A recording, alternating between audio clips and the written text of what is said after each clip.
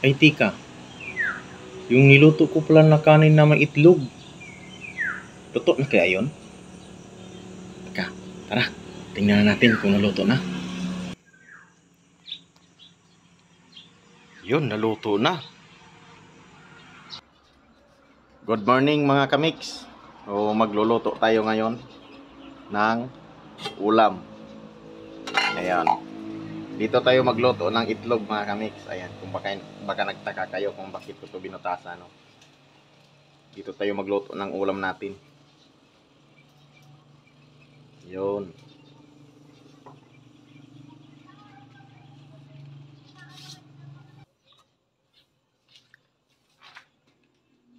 Yan, itlog. Dito tayo magluto ng itlog.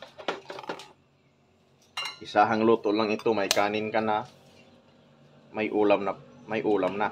Ayun.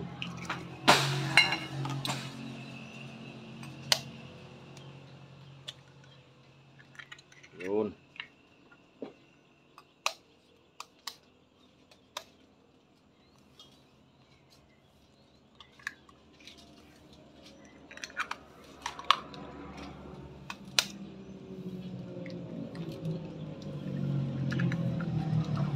Lagyan natin ng panglasa, asin.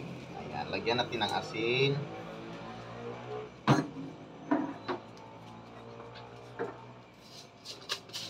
Siyempre, lagyan din natin ng kaunting magic sarap. Ayan.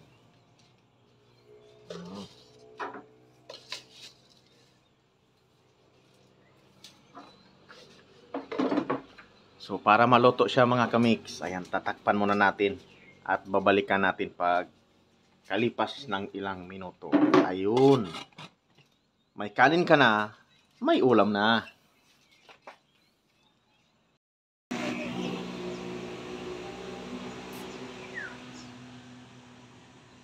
Ay tika, yung niluto ko pala na kanin na may itlog. Luto na kaya yun? Teka, tara, tingnan natin kung naluto na.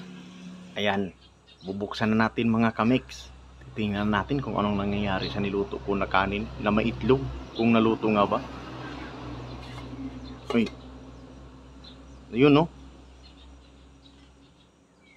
Ayun. Luto na siya mga kamix. Yun, naluto na. Mababaw lang yung pagkabutas ko sa kanya. Kaya medyo umaapaw yung itlog dito banda sa side na ito. Ayun. Pero luto na yung ulam natin. May kanin na, may ulam pa. O, di ba? So mamaya-maya kakain na tayo mga kamix. Thank you for watching.